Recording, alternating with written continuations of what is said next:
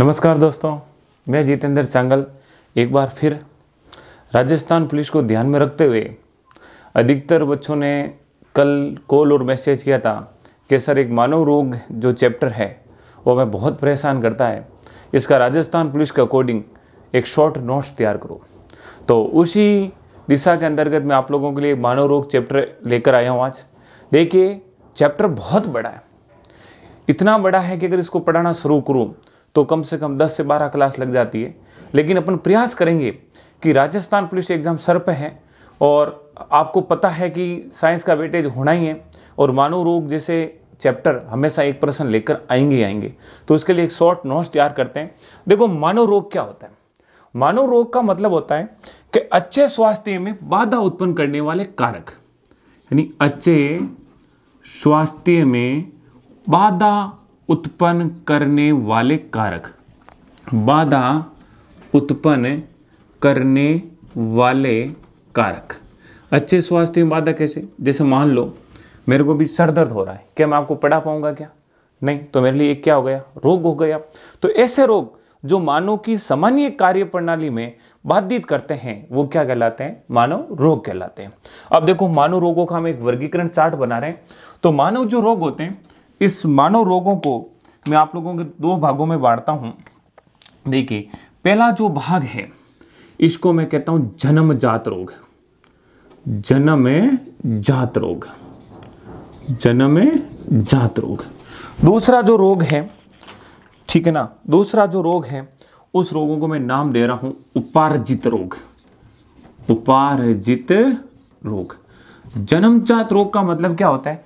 ऐसे रोग जो बच्चा या रोगी अपने माता पिता से लेकर आता है, यानी जब जन्म लेता है उस समय उसको ये रोग होता है, उस रोग को हम कह सकते हैं जन्मजात रोग। उपार्जित रोगों का मतलब जिसको हम अर्जन करते हैं, यानी बाहरी वातावरण से जिनका हम अर्जन करते हैं अर्थात उपार्जन करते हैं, वो कौन से रोग कहलाते हैं? उपार्जित रोग कहलाते हैं।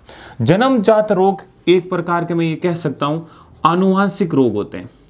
जन्मजात रोग एक प्रकार के आनुवांशिक रोग होते हैं, अर्थात ऐसे रोग जो माता पिता से बच्चों में स्थानांतरण होते हैं उसको हम कौन से रोग कहते हैं? आनुवांशिक रोग। जैसे कुछ के नाम बता रहा हूं, जैसे हीमोफीलिया, जैसे हीमोफीलिया। अच्छा, ये रोग है ना स्त्रियों में होता है, पुरुषों में नहीं होता है।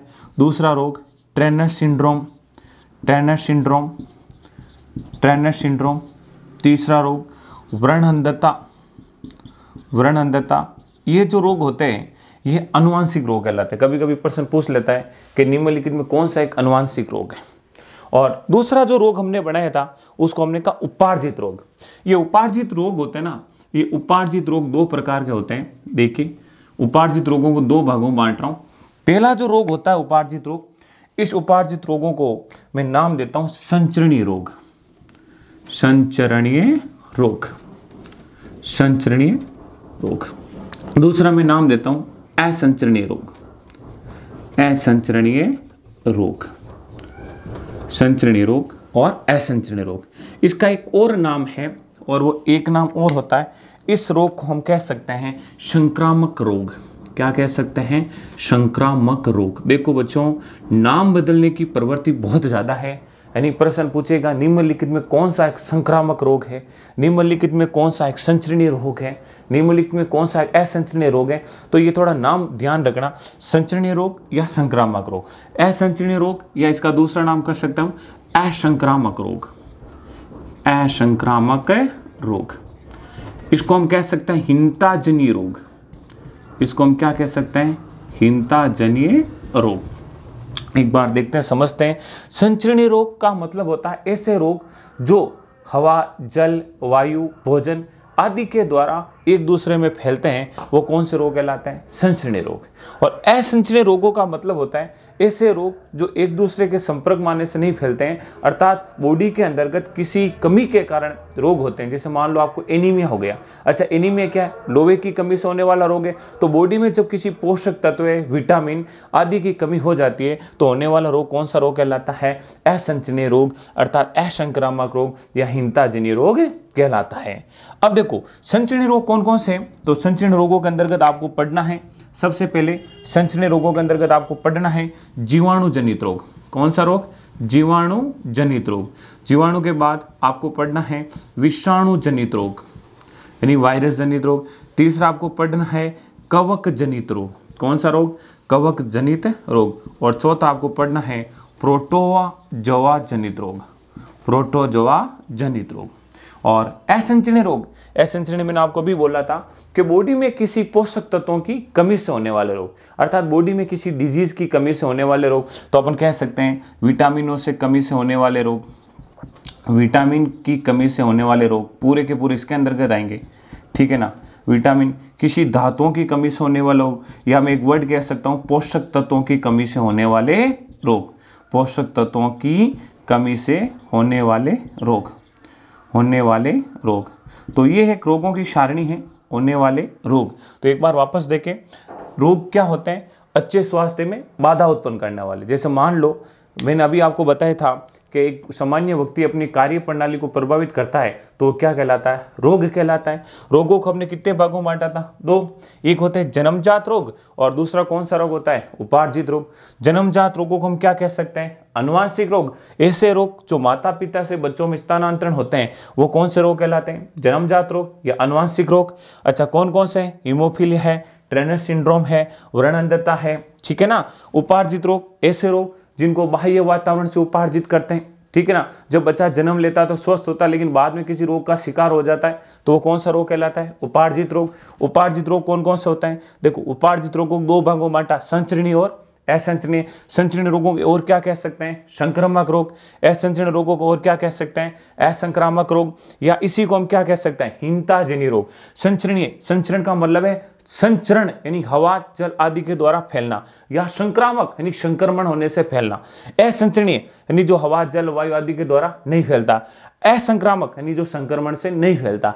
हीनताजन्य यानी जो हीनता यानी किस हीनता का मतलब होता है? कमी, यानी किसी कमी से होने वाले रोग, ठीक है ना।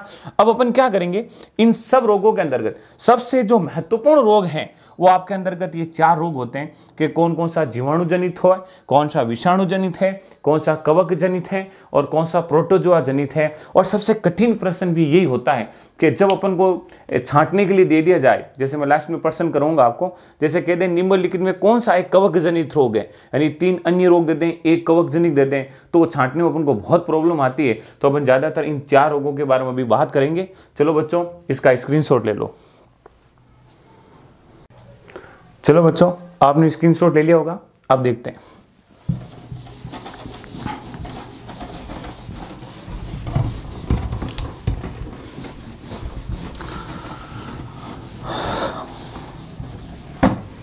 अब देखते हैं कि संचरणीय रोगों के बारे में देखते हैं सबसे पहले।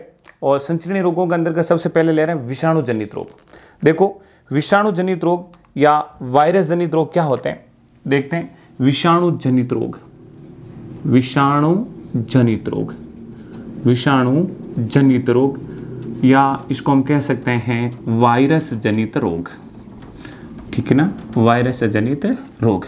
देखो, विषाणु जनित रोग क्या होते हैं, तो पहले बात करते हैं विषाणु क्या होता है। सर, विषाणु की खोज, विषाणु की खोज सर्वप्रथम डी इवोनोस्की ने, विषाणु की खोज सर्वप्रथम डी इवोनोस्की ने की थी। विषाणु की अगर संरचना की बात करें, स्ट्रक्चर की बात करें, तो विषाणु की जो संरचना होती है, विषाणु की जो संरचना होती है, इस संरचना के अंतर्गत देखिए एक खोल होता है। ये जो खोल होता है अर्थात जो बाह्य आवरण होता है, ये बाह्य आवरण बना होता है प्रोटीन का। बाह्य आवरण किसका बना होता है? प्रोटीन का। और मध्य जो ये आनुवांशिक पदार्थ होते हैं, मध्य जो ये आनुवांशिक पदार्थ होते हैं, ये आनुवांशिक पदार्थ या तो होते हैं डीएनए, मैंने वर्ड बोला या तो होते हैं डीएनए, और या क्या होते हैं? आरएनए होते हैं।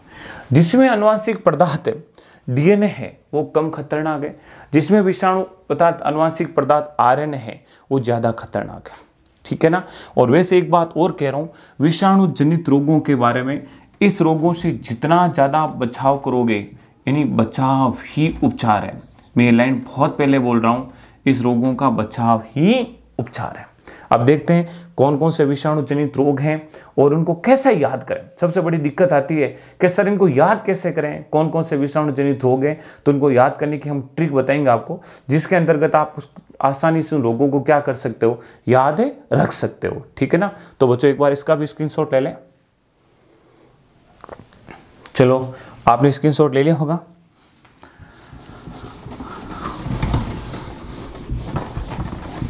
अब देखिए बच्चों, विषाणु जनित रोगों को याद करने की ट्रिक बता रहा हूं आपको। सबसे पहले ट्रिक लिखते हैं ए चाचा, ए चाचा इन, एक बार देखते हैं इस ट्रिक को थोड़ा बीच में लिखते हैं ताकि रोगों को लिखने में आसानी रहेगी। ऊपर नीचे देखो, ए चाचा इन्हें डांटो मत, ए चाचा इन्हें डांटो मत, खरे गाल पे, खरे गाल पे, खरे गाल पे छापो सा। मैंने क्या लिखा है, ए चाचा इन्हें डांटो मत, खरे गाल पे छापो। देखो ए का मतलब है एड्स, ए का मतलब क्या है, एड्स। ठीक है। दूसरा देखते हैं चाचा, चाचा में चे का मतलब है चेचक, चे का मतलब क्या हो गया, चेचक। और इस चाचा में इस चे का मतलब हम बना रहे हैं चिकनगुनिया, चिकनगुनिया।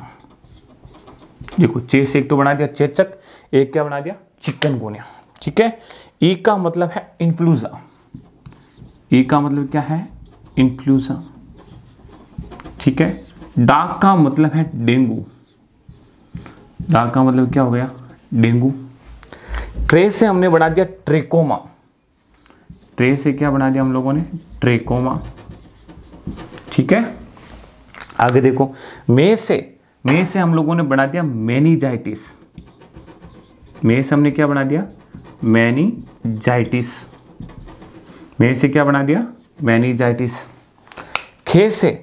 खे से हम लोगों ने बना दिया, देखो अलग पेन लेते हैं, खे से हम लोगों ने बना दिया खसरा, खे से क्या बना दिया बच्चों, खसरा। ठीक है ना। रे से हम लोगों ने बना दिया रेबीज, रे से क्या बना दिया, रेबीज।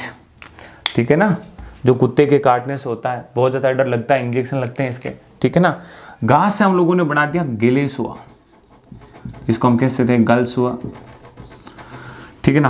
पे से हम लोगों ने बना दिया पीलिया, पे से हमने क्या बना दिया, पीलिया। पो से हमने क्या बना दिया, पोलियो, पो से क्या बना दिया, पोलियो। और सा से हमने क्या बना दिया, स्वाइन फ्लू, सा से हमने क्या बना दिया, स्वाइन फ्लू। तो ये चीज़ आप लोगों को याद रखनी है। देखो एक बार, ज़्यादा कोई खास नहीं है, अगर आप 2-3 बार हिस्ट्री को याद रखोगे, और मैं ये अभी दावे के साथ कह रहा हूँ कि अधिकतर प्रश्न ऐसे पूछे जाते हैं जो नॉर्मल एग्जाम होते हैं, जिसमें जनरल साइंस वगैरह पूछी जाती है, उसके अंदर के विशेष तौर से ये प्रश्न पूछे जा सकते हैं कि निम्नलिखित में कौन सा एक विषाणु जनित रोग है, निम्नलिखित में कौन सा एक जीवाणु जनित रोग है, कौन सा नहीं है। ठीक है ना। तो ऐसे चीज़ों को याद रखने का एक ही तरीका है, ट्रिक यूज करो, ताकि आप आसानी से उस चीज को पढ़ सकते हैं, आसानी से उस प्रश्न को हम हल कर सकते हैं। तो एक बार ट्रिक को वापस देखते हैं। ए चाचा इन्हें डांटो मत, खरे गाल पे छापो सा। तो ए का मतलब हमने क्या बढ़ा दिया, एड्स। ठीक है ना। चाचा में चे का मतलब क्या बना दिया, चेचक। और इस चा में चे का मतलब क्या बना दिया, चिकनगुनिया। ई का मतलब क्या बना दिया, इन्फ्लुएंजा। डे का मतलब क्या बना दिया, डेंगू। टे का क्या मतलब बना दिया, ट्रेकोमा। मे का क्या बना दिया, मेनिजाइटिस। खे का क्या बना दिया, खसरा। रे का क्या बना दिया, रेबीज। गा में गे का क्या बना दिया, गलेसुआ। पे का क्या बना दिया, पीलिया। पो से क्या बना दिया, पोलियो। और सा से क्या बना दिया, स्वाइन फ्लू।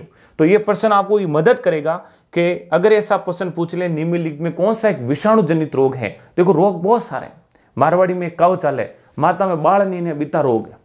ठीक है। तो इतना रोग अपन याद नहीं रखना है, अपन महत्वपूर्ण रोगों के बारे में बात करेंगे। तो ये चीज याद रखना है। राजस्थान पुलिस के अकॉर्डिंग विशेष तौर से ये रोग अपना याद रखोगे तो राजस्थान पुलिस या पटवारी जैसे एग्जाम अपना आसानी से क्या हो जाएगा, काम हो जाएगा। और अपन को काम ही करवाना है। ठीक है ना। ज्यादा डिटेल्स इसमें घुसना नहीं है, इतना समय नहीं अभी। अगर समय होता तो अपन इसका एक एक का पोस्टमार्टम करते, जैसे मान लो एड्स लेते। ठीक है ना। फिर एड्स का आराम से पोस्टमार्टम करते हैं, क्या होता है, कौन से विषाणु से होता है, कहाँ मिला था, कौन कौन से रोगी हैं, तो ये सब चीज़ें इसके अंतर्गत लेते हैं। लेकिन अभी इतना समय नहीं होने के कारण मैं आप लोगों को केवल विशेष तौर से आप लोगों की फरमाइश के अनुसार एक छोटा सा चैप्टर बना रहा हूँ, जिससे 90% आर्ट्स के विद्यार्थी आसानी से इस चीज़ को समझ सकते हैं। क्योंकि अधिकतर जयपुर, जोधपुर और अजमेर के बच्चों को कॉल आया था कि सर एक बार आप लोग जीवाणु रोगों को एक बार छोटे से सारणी के अंतर्गत क्लासिफिकेशन कर दो। तो मैंने कहा ठीक है, बच्चों की मांग को देखते हुए ये छोटा सा चैप्टर मैंने बनाया है। ध्यान रखना है, ये जो रोग होते हैं वो पूरे के पूरे कौन से रोग होते हैं, विषाणु जनित रोग होते हैं। इसी प्रकार हम जीवाणु जनित देख लेते हैं, इसी प्रकार हम कवक जनित देख लेते हैं, और इसी प्रकार हम प्रोटोजोआ जनित रोग भी देख लेंगे। चलो बच्चों, एक बार इसका स्क्रीनशॉट ले लो आप लोग।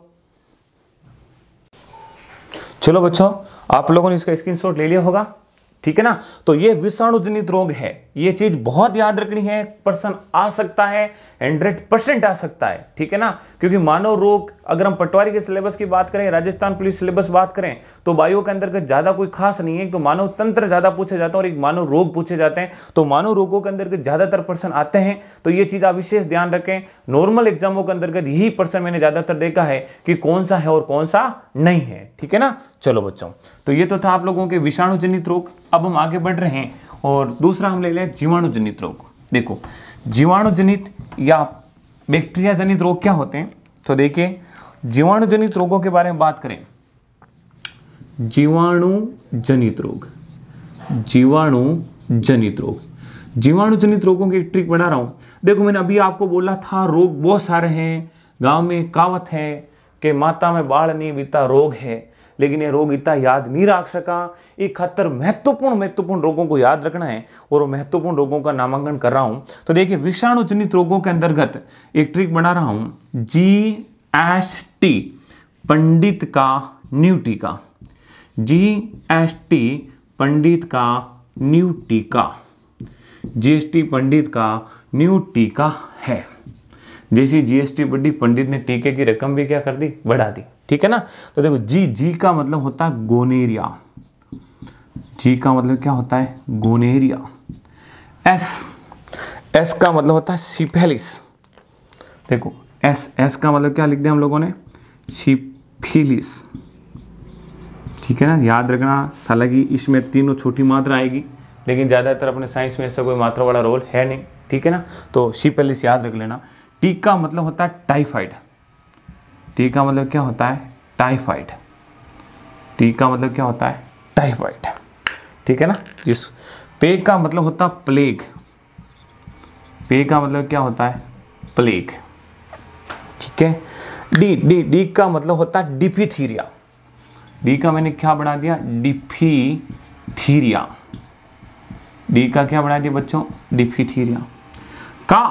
का मतलब होता है काली खांसी, काली खांसी, काली खांसी, कुकर खांसी भी कह सकते हैं, ठीक है ना।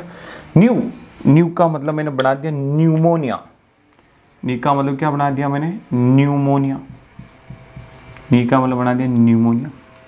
टी का मतलब मैंने बना दिया टिटनस, टी का मतलब क्या बना दिया, टिटनस, ठीक है। का मैंने बना दिया कुष्ठ रोग, का मैंने क्या बना दिया, कुष्ठ रोग, ठीक है ना, जिसको कोड भी कहते हैं, ठीक है ना। इसके अभी अपने पास टाइम होता तो अपन बहुत ज़्यादा डिटेल से देखते हैं, लेकिन समय कम होने के कारण मैं केवल आपको भी बताया था नामांकन करेंगे, ठीक है। और हे का मतलब होता है हेजा, हे का मतलब क्या होता है, हेजा। तो ये आप लोग देखिए, ज़्यादातर एग्जामों के अंतर्गत इस प्रकार के प्रश्न पूछे जा सकते हैं, ठीक है ना, कि कौन कौन से रोग जो है, अर्थात जीवाणु जनित रोगों की बात करें तो एक बार वापस देखो, GST पंडित का न्यू टीका है। जी का मतलब क्या हो गया, गोनेरिया, एस का मतलब क्या हो गया, सिफिलिस, टी का मतलब क्या हो गया, टाइफाइड, पे का मतलब क्या हो गया, प्लेग, डी का मतलब क्या हो गया, डिफिथीरिया, का मतलब क्या हो गया, काली खांसी, न्यू का मतलब क्या हो गया, न्यूमोनिया, टी का मतलब क्या हो गया, टिटनस, का मतलब क्या हो गया, कुष्ठ रोग, और हे का मतलब क्या हो गया, हेजा। अगर ऐसे आप 2, 3, 4 बार अभ्यास करोगे ऑटोमेटिक, तो जैसी पर्सन का ऑप्शन अपने सामने आएगा तो अपन आसानी से क्या कर देंगे बच्चों, हल कर देंगे। तो ये चीज़ें समय को ध्यान में रखते हुए बड़ी महत्वपूर्ण है, ठीक है ना। तो एक बार आप इसका स्क्रीनशॉट ले लें। चलो बच्चों, स्क्रीनशॉट ले लिया होगा। हालांकि बहुत महत्वपूर्ण है विषाणु और जीवाणु, एक प्रोटोजोआ भी है, फिर भी अपन एक बार कवक देख लेते हैं।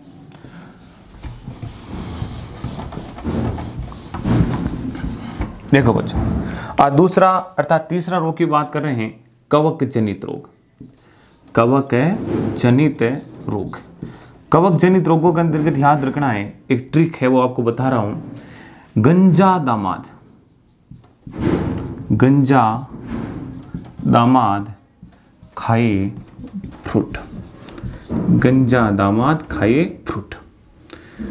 देखो गंजा दामाद ही फ्रूट खाएगा, जो हैंडसम वगैरह होते हैं वो तो अपने हैंडसमपणों के अंतर्गत सरकारी नौकरी से वंचित रह जाते हैं। जो गंजा होते हैं वो बेचारे 10 रात दिन मेहनत करके क्या हो जाते हैं, गंजा हो जाते हैं।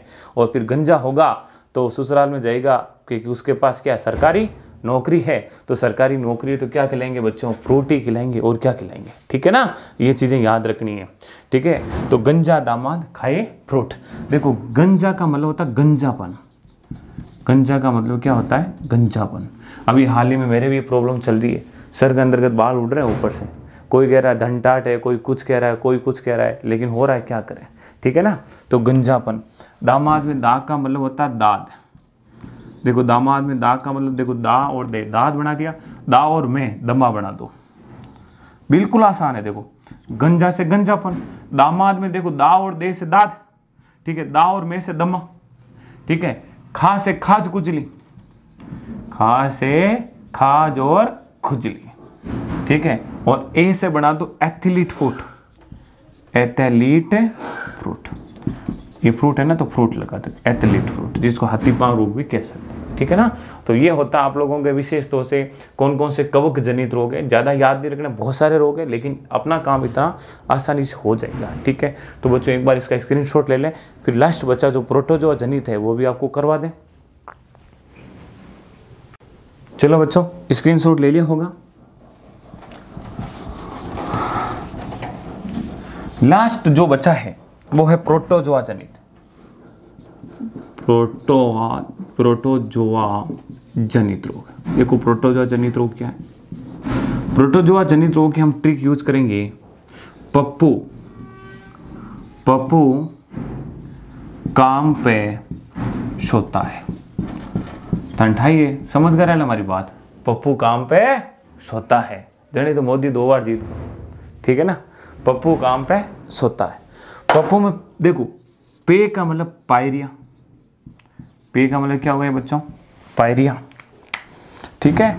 का का मतलब है कालाजार, का का मतलब क्या हो गया, कालाजार, ठीक है।